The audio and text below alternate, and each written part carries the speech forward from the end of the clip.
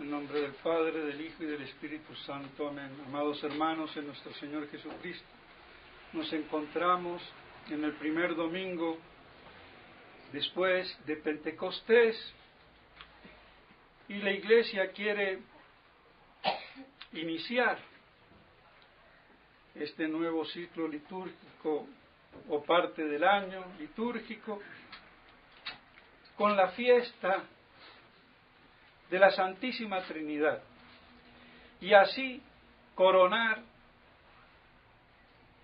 todos los misterios que hasta ahora hemos venido celebrando. El misterio glorioso, ininteligible, incomprensible de la Santísima Trinidad, que creemos por la fe de lo que aquello que Dios mismo ha revelado, porque si Dios no se revela, no se manifiesta, ¿de dónde el cerebro humano va a balbucear inexpugnable misterio? De ahí va de suyo la necesidad absoluta de la revelación para creer. Y para creer en este misterio que es el misterio de los misterios. Toda la liturgia gira alrededor de la Santísima Trinidad. Aun cuando se hable de los santos, de la Virgen María, de Cristo, se está incluyendo la Santísima Trinidad porque no hay Dios sin Trinidad y no hay Trinidad sin Cristo. El hecho de que Cristo diga que es Dios implica el misterio de la Santísima Trinidad, que es el misterio de los misterios y será la contemplación eterna. No se acabará. Esa es la beatitud, porque es la misma vida de Dios. Una y trina, es el misterio de esa absolutísima unidad en la Trinidad relativamente de las personas divinas. Ese misterio de lo absoluto relativo y de lo relativo absoluto, que es incomprensible para cualquier entendimiento creado angélico o humano. Fuera de Dios eso no se puede entender, porque sería querer abarcar, comprender esa majestad infinita, inexpugnable de Dios en su propio ser, que es absolutamente uno y es relativamente trino. Y eso es objeto de fe, no de razonamientos. Se puede llegar a Dios y se llega.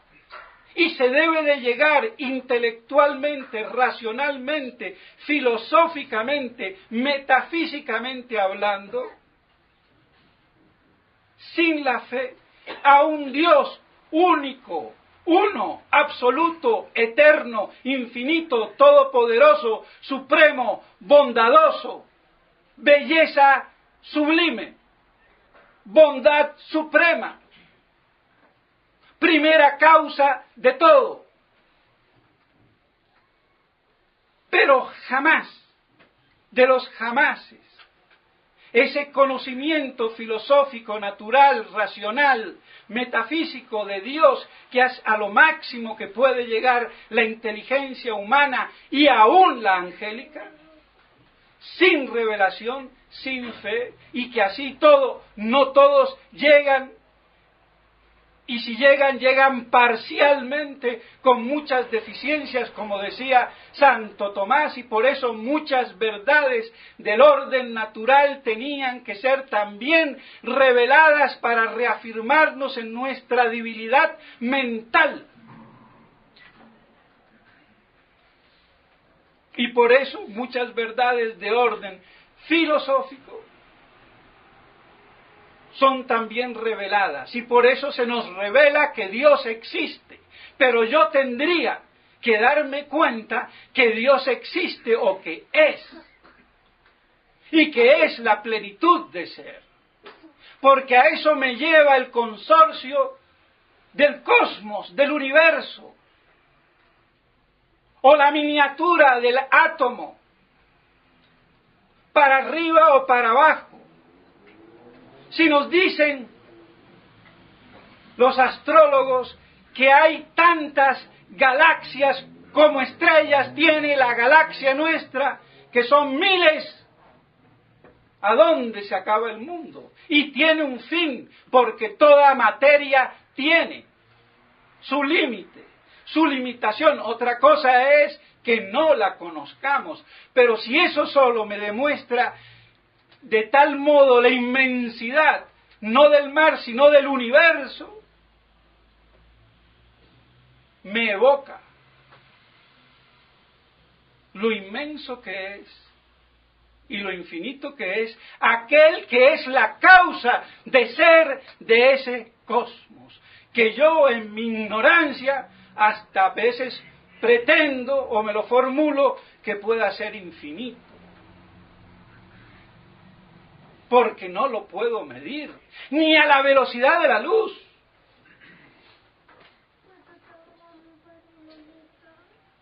Pues bien, mis estimados hermanos, así entonces, llegar al ser absoluto, uno y único, no es misterio, aunque sea un problema, no apto para todos. Y de ahí el apoyo entonces de la fe que nos revela también esas cosas. Pero pensar que ese ser supremo, absoluto, plenitud de ser, no indeterminación de ser, como piensa la cábala judía, la gnosis judía que es la cábala, y que así engloba todas las gnosis, como ese absoluto indeterminado en una nada, porque como no es nada, no es ni esto, ni lo otro, ni aquello, lo que especifica en la naturaleza de las cosas su esencia, entonces, en cierta forma, no es nada de lo que yo pueda determinar, limitar y decir es esto o aquello, porque la esencia es lo que me determina a ser hombre, caballo, perro, diamante, aire, fuego. Pero no hay ninguna esencia que me exprese y me determine el ser de Dios. Entonces, indeterminación de ser, o a lo sumo, el ensof, ese vacío de indeterminación plena y absoluta que se equipara o configura con la nada. Y entonces Dios, por esa parte de lo que sería la esencia, sería la pura nada. Pero también, como es, tiene que ser. Entonces, solución maravillosa, gnóstica, de imbéciles mentales. Dios es esa confluencia de ser y de nada. Es el absoluto ser en la absoluta nada. Porque no puedo decir que sea esto o aquello. Pero no puedo dejar de decir que es. Y así solucionado el problema de la gnosis y de toda la gnosis y de todo aquel pensamiento filosófico, teológico o religioso que no sea el verdadero y único del Dios uno y trino.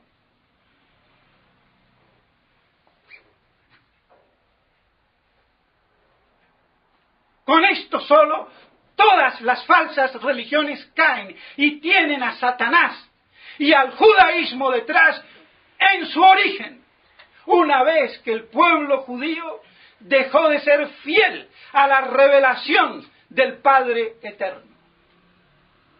Porque el judaísmo es la corrupción de estos misterios transmitidos a Adán, y que el pueblo no conocía, pero los mayores sí conocían la Trinidad. Y la corrupción de ello dio el judaísmo y la gnosis judaica. Después de haberse debilitado en los exilios de Egipto y peor el de Babilonia. Cuando empezaron a ¿qué? A comerciar con las falsas religiones. Y por eso entonces toda gnosis hace del ser absoluto la pura nada y el puro ser. Y de ahí toda dialéctica, de la cual deriva todo el pensamiento de la filosofía moderna, comenzado, si se quiere, con Descartes, el descartado de Francia, para culminar con el Hegel alemán,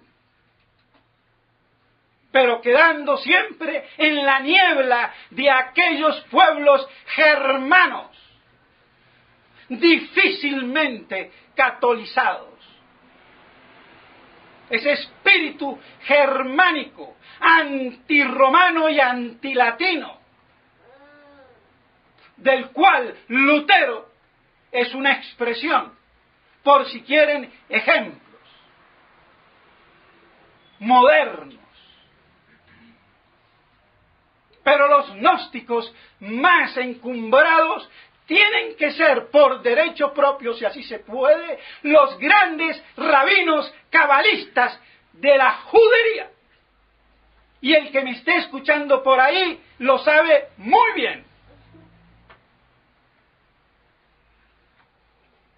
Y ese es el misterio de la cábala y de todas las gnosis, de la cual el profesor Bolera quiso hacer la síntesis en la Trinidad, porque a esa gnosis judeo-cabalista le faltaba el concepto trinitario, que no tenía con el famoso metafísico gnóstico de Guénon, y lo supera Jean Borel, otro francés, a Guénon, que era francés, e involucra la Trinidad, valiéndose de los padres. Y oh sorpresa, ese libro, La caridad profanada, la charité profanée, leído en albano cuando existía el año de filosofía, cuando yo entré en el año 81 en Roma, en la fraternidad. ¿Hasta dónde llega el error? Y hoy es comúnmente reconocido, pero vaya que se tuvo que hacer y decir para que eso hoy sea medio reconocido. Aunque tiene sus gnósticos ocultos, como el padre que fue compañero mío, y ahora no me acuerdo el nombre, muy conocido, el padre Lorenz, director del seminario y del instituto. Y cuando le planteé el problema, la respuesta que me dio, lea lo que dice Borela en el tal página. Se lo conocía de memoria y me había dicho que él de eso no sabía. O alguien se lo dio. El que me olvidaba era Grégoire Cellier, el padre Alain Lechen, gnóstico, discípulo de Borela. Eso no está en el aire. Porque se es católico, como decía el padre Membiel, o se es gnóstico judaico, no hay término medio. Sea la manera budista, chinchín o chunchán. Porque el budismo también es gnosticismo. Y todas esas falsas religiones que tienen una triada, que es un vestigio de la revelación primitiva, que se ha ido desperdigando y devaluando a través de los siglos y que ha quedado en la conciencia de los pueblos. Y así tenemos el triteísmo de Egipto, el triteísmo de Babilonia o el triteísmo en la India o donde sea. Dije triteísmo, no, esa trilogía. Pues bien, vestigios. Porque todo mito tiene que tener un núcleo de verdad para la cual hacer posible asentar su fabulosa fantasía. Entonces, mis estimados hermanos, es con la Santísima Trinidad que nos especificamos en la verdad que salva. Y por eso es de revelación divina. Aunque sabemos que Dios es caridad y como dice Monseñor Lefebvre, Deus caritas es. ¿Y cómo puede ser una sola persona si Dios es caridad? Y tiene toda la razón. Entonces, ¿qué quiere decir? Que yo puedo conocer a través del amor, de la caridad, que Dios tiene que ser trino. Sí, podría conocer, pero jamás conocería, porque son de esas simplicitudes recónditas, íntimas, de las cuales habla Marín Solá como la Trinidad, pero que jamás el cerebro humano puede llegar a ella si no es por revelación.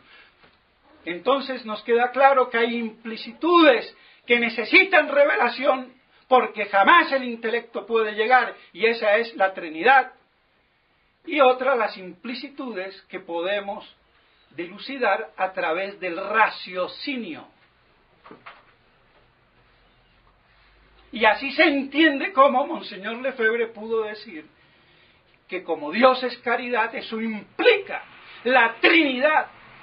Y claro que lo implica, pero con esa implicitud a la cual yo no puedo acceder si Dios no lo saca del abismo, de lo profundo de su ser y me lo expone. Pero es lógico que tiene que haber más de una persona para que haya verdadero amor. Porque Dios no es solipsista, no es narciso, me miro en el charco del espejo del agua y me enamoro de mí mismo, sodomizándome para colmo. De lo cual la sodomización es un ejemplo. Ese amor a mí mismo. Degradadamente explicado y quizás un poco brutamente, pero para que me entiendan. Y que no queden en el aire las explicaciones. Entonces Dios hay que venerarlo en la absoluta unidad, pero en la Trinidad, como dice el símbolo atanasiano de San Atanasio. Un solo Dios absoluto en la Trinidad de personas. La Trinidad de personas en la unidad absoluta de Dios, la consubstancialidad. Porque la esencia divina, el ser divino, que es lo mismo en Dios, por eso lo que especifica a su ser no es una esencia cualquiera, sino su propio ser, que es su esencia, y no es ni esta ni aquella, sino la pura, absoluta, puro acto de esplendor, de bondad, de eternidad, de infinitud, de belleza, de poder, pero que es relativamente trina. Por eso es incomprensible, por siempre. Y aquí no es, como vemos, esa famosa teoría de Einstein, de la teoría de la relatividad del tiempo, que a mí relativamente me agrada, porque el tiempo, el espacio y el movimiento son relativos al cuerpo que se mueve, al ens móvil cuyo objeto es la cosmología. Pero yo no puedo tener cuerpos sin movimiento, sin tiempo y sin espacio. Porque donde hay un espacio, tiene que haber un tiempo, tiene que haber un movimiento y tiene que haber un cuerpo. Y esos espacios sin cuerpo o tiempos sin movimientos no existen. Existen como abstracciones de los científicos, pero no son la realidad. Y por eso, en ese sentido, me gusta mucho y muchísimo. Otra cosa es más allá o lo que se diga. Pero en este sentido filosófico es más exacto que decir que el espacio es infinito y extiendo dos rectas hasta el infinito. ¿Cuál infinito? El espacio se tiene que plegar en sí mismo si es tridimensional y tener una curvatura en sí, la que sea. Porque tiene un límite, como una esfera. No está sin límites, pero está determinada, o como se diga. Puedo dar infinitas vueltas. Y no llego al fin, pero estoy ahí, es acabado, como todo lo creado. Pues bien, dejándolo a Einstein, no es la relatividad del tiempo, sino de lo absoluto en Dios. El magnífico misterio de los misterios. Y así me dice que la naturaleza divina, la esencia divina, absoluta, se comunica en Dios. ¿Y cómo se comunica? Plenamente.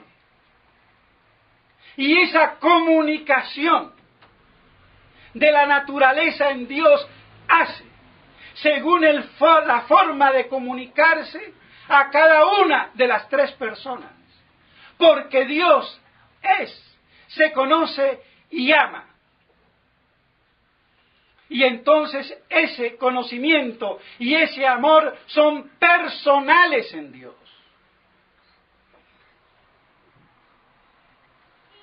Es un misterio. Y por eso se habla de procesión. Y cuanto a la procesión de inteligencia, esa semejanza que da San Agustín de cómo procede el verbo mental nuestro de la mente, pero no se separa de ella, y cómo procede el amor, el querer de la voluntad, y no se separa de ella, aunque en las criaturas siempre esos son accidentes del alma. Pero no son cosas externas al alma, están en el alma, son inmanentes y por eso son un reflejo pálido de lo que acontece en las procesiones divinas y por eso es la máxima semejanza pálida de la Trinidad. Y entonces por vía de procesión intelectual, de conocimiento, de sabiduría, el verbo, el logos, es persona. El Padre, como fuente del ser divino, y el Hijo, que procede del Padre. Por vía de semejanza intelectual, y por eso se habla entonces de generación. Porque es la procedencia de un ser vivo, de otro ser vivo en la misma especie. Y aquí la especie es ¿cuál? La semejanza que hay entre el verbo como concepto y lo que conoce o lo conocido. Son cosas teológicas y filosóficas. Pero ven para qué sirve. Pero para que algo nos sirva. Por lo menos la imagen o la comparación. Y así procede. Y es génetos, lo que no aceptaba Arrio. Cómo Dios va a ser generado, engendrado, pensando como los animales o los seres humanos. Porque claro, el Hijo es otra cosa que el Padre. El huevo es diferente que la gallina. Pero no tenía la concepción metafísica y espiritual degenerado a la manera por semejanza del intelecto, donde no hay división. Mi pensamiento no es distinto de mi inteligencia, se distinguen, pero no están separados. Entonces él no aceptaba el génetos, no aceptaba esa generación eterna, de toda la eternidad por vía espiritual. Claro, un hereje. Como no la aceptan los judíos ni los musulmanes, monoteístas acérrimos que niegan la Trinidad, que no la aceptan en su monoteísmo radical, mal llevado. Porque no hay que olvidar lo que el mahomeatismo o el islam es un producto que viene del judaísmo. Y si no, porque están allí en Jerusalén.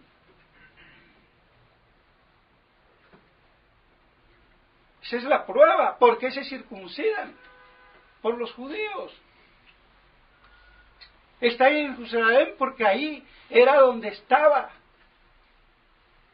todo lo que la tradición del Antiguo Testamento me decía, pero aplicada a lo que a ellos les conviene. Fue una judaización de los beduinos del desierto, si se quiere, claro. Pues bien, entonces no se acepta esa generación. Y por eso serán enemigos eternos del catolicismo, porque nosotros somos politeístas, triteístas para ellos. Porque no conciben que se comunique entonces esa naturaleza divina sin que se parta, sin que se divida, sin que sea otra cosa y siga siendo la misma cosa. Y la distinción viene en el modo de poseer esa misma esencia, naturaleza divina. El uno como fuente, el Padre, fuente de toda divinidad, como lo dice Santo Tomás, comentando a Santito, o Timoteo, perdón. El Hijo que recibe todo del Padre, y por eso es generado, engendrado, nacido eternamente. Todo lo que es el Hijo le viene del Padre eternamente, y no hay diferencia, es la imagen perfecta. No le falta nada, todo lo que tiene el Padre lo tiene el Hijo, pero lo recibe del Padre, y en ese sentido sublime también se puede decir, y se pudo decir, que el Padre es mayor que yo. Y no solamente en el sentido como hombre, sino en este sentido que ya he hecho alguna alusión. Como Monseñor Lefebvre también en alguna ocasión nos enseñaba. Entonces, así procede. Pero ese conocimiento no se queda en un conocimiento racionalista, sino de amor. Se ama lo que se conoce. Y entonces eso genera, o mejor dicho, hace que la procesión espiritual de soplo de amor produzca el amor personificado del Espíritu Santo. Y cuando digo producir, no hay que entender, todos los términos pueden tener más de una acepción y entenderlos a la manera buena o a la manera mala o herética. Santo Tomás dice que producir, cuando se dice, se produce el verbo. Y así como al decir que se dice y produce el verbo, al manifestarse que ama, que hay amor, diligere, que se dirige, que se ama, se produce el Espíritu Santo. Pero sin que haya causalidad. No hay causa, hay un principio. Toda causa es un principio, pero no todo principio es una causa. Y el principio en Dios es lo que hace la originalidad el origen de cada una de las personas. Y es lo que los distingue realmente y lo que hace poseer esa naturaleza que hay en común absoluta y cada uno la tenga en propio, diferente a los demás en el modo de poseer. La misma cosa. Misterio. Pero la explicación teológica es esta que yo malamente expongo. Pero como es difícil, por eso poco se expone, se habla y se predica. Porque es más fácil andar con cositas místicas, espirituales, buenas o buenitas, pero sin fundamento en la realidad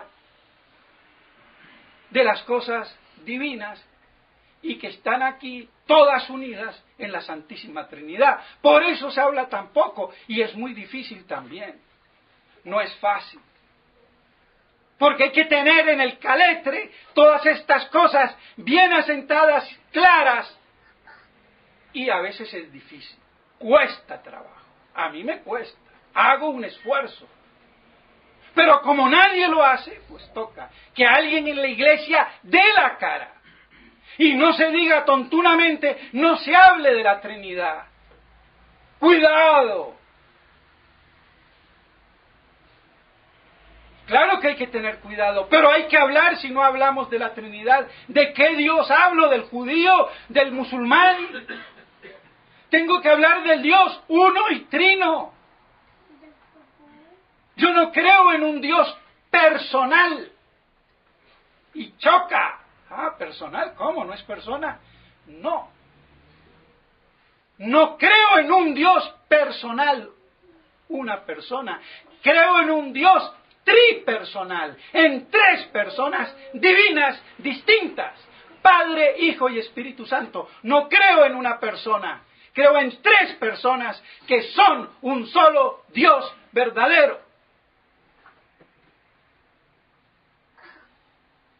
Entonces, ni triteísmos ni politeísmos, pero tampoco ese monoteísmo radical judaico-musulmán que no permite que el amor en Dios circule en su vida, en su conocimiento y en su querer y se comunique. Por eso Dios es caridad. Se comunica. La caridad es entre personas y ahí están las tres personas divinas, comunicadas por el conocimiento, la inteligencia y el amor, la voluntad. Y no son ni están separados. Es una sola cosa, un solo Señor, un solo eterno, un solo absoluto, no tres, ni cuatro, ni lo que sea. Pero sí un Dios en tres personas, trinitario. Y sin Trinidad yo no tengo fe católica, apostólica y romana. No tengo ninguna fe. Porque dicho sea de paso, la fe es católica y es apostólica y romana. Si no, no es fe. Porque la iglesia romana es la católica y la iglesia católica es la fe pura y simple. Nada de distinguir fe por un lado y católica por otro lado. O es fe católica o no es fe. Esas distinciones estúpidas de los teólogos de hace más de 500 años es por esas estupideces y leguleyadas. Se ponen a mirar la letra en que se dividen y no conciben los misterios de Dios. Falta verdadera teología, sapiencia sagrada. Y entonces tienen que justificarse y se come como el abogadillo que se pone a sacar articulitos por aquí o por allá sin armonizarlos. Entonces la fe es una y única en el Dios trino. Y si no es trino, tu tía. No creemos en un solo Dios absoluto sin Trinidad. Y creemos en la Trinidad en la absoluta unidad. Y es el misterio de los misterios, una y mil veces más, objeto de nuestra contemplación en los cielos. Bienaventurados si logramos, con la ayuda y la gracia de Dios, salvar nuestras almas. Y aquí había mucho que decir, mis estimados hermanos, pero no se puede alargar demasiado el sermón, que por sí se alargan, y no se puede decir todo, y menos saberlo todo. Esto que digo que puede parecer mucho y deslumbrará a muchos, porque muchos ciegos no hablan, entonces viene un tuertito con un ojo tuerto, miope, pero es rey ante los otros. ¿Pero por qué? Por la ceguera de estos. Culpables. Porque estas cosas tendrían que haber sido predicadas con naturalidad, para que se fueran permeando en la mente de los fieles, y no fueran entonces tan ignaros en estas cosas. Y como decía entonces, así se comunica la naturaleza divina en la consustancialidad, otra palabrita ahí, en la misma sustancia, sin división. Por eso el consustancial. Mientras que a nosotros se nos participa el ser, que es distinto, se nos comunica por participación. La criatura participa por creación. En Dios no hay participación porque es absoluto, pero que hay consustancialidad. ¿Quién lo dice? Santo Tomás. Yo no me invento nada. Otra cosa es que a Santo Tomás, ¿quién lo conoce? Y hoy en día, ni se diga. Pero bueno. Entonces, mis estimados hermanos, en la consubstancialidad, y por eso ahí donde está el Padre, está el Hijo y está el Espíritu Santo, la circunmincesión, esa inmanencia mutua de la presencia de las tres personas inmanentes a la naturaleza divina. A donde está el Hijo está el Padre y el Espíritu Santo, y por eso nuestro Señor dijo, el Padre y yo somos uno. Hereje, blasfemo, le dijeron los judíos. Entendieron, no eran tontos, eran perversos, que es distinto. Porque el perverso, para ser perverso, no puede ser un tonto, tiene que ser un ininteligente, pero pervertido como Satanás, para entender y podrir, corromper, violar, destruir. Pues bien, así entonces, mis estimados hermanos, espero que algo quede. Me gustaría seguir hablando, pero tampoco hay tiempo. De todos modos, espero no haber dicho ninguna herejía. Si he dicho alguna, me retracto y que me la hagan ver, porque errar es humano, perseverar en el error es diabólico.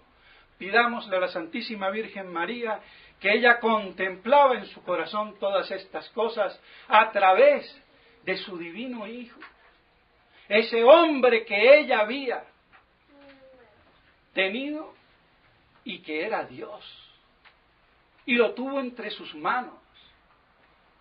¿Cuál sería la contemplación de Nuestra Señora? Tenía la eternidad en sus brazos, a su Creador en sus brazos, y el Creador le dice mamá, con todo título, porque también fue engendrado en el tiempo, por obra del Espíritu Santo a través de las entrañas purísimas de la Virgen María, y es la encarnación. Pero no nos vamos a alargar aquí. Pidámosle a la Santísima Virgen María que nos ayude a contemplar y a meditar todas estas cosas, y que la gracia de Dios nos asista. En nombre del Padre, del Hijo y del Espíritu Santo. Amén.